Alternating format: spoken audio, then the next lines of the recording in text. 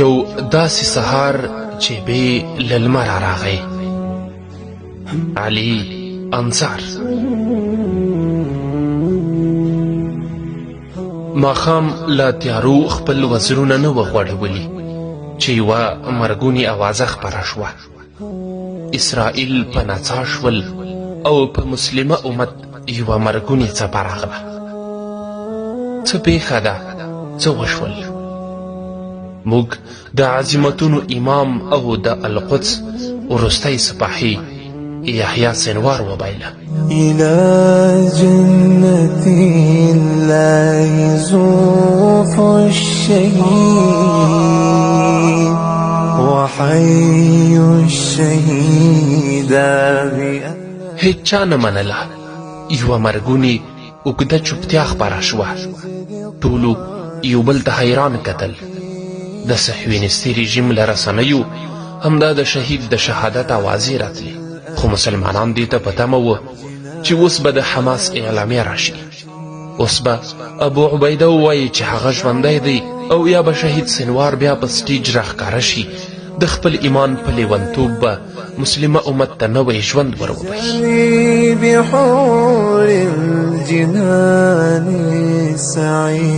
د شپې ناوخته له همدې مړاوو هیلو سره ویده شو، خو دا هیلې مو د ژوند د ټولو هیلو غوندې مړې او نه پوره کېدونکې وې.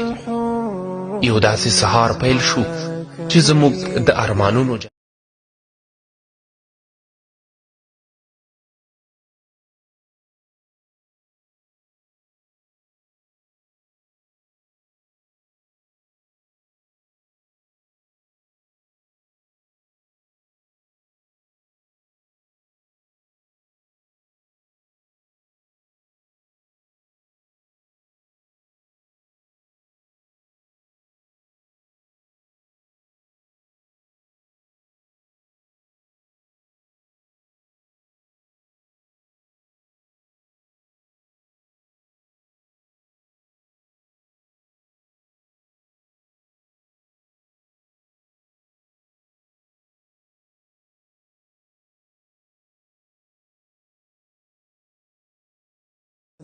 هغه چې د ایمان لیونتوب یې د یهودو ماڼۍ لړزولې، هغه یحیی چې ټول عمر یې د القدس په دفاع، رباط او د جهاد په لومړۍ کرښو کې تېر کړ.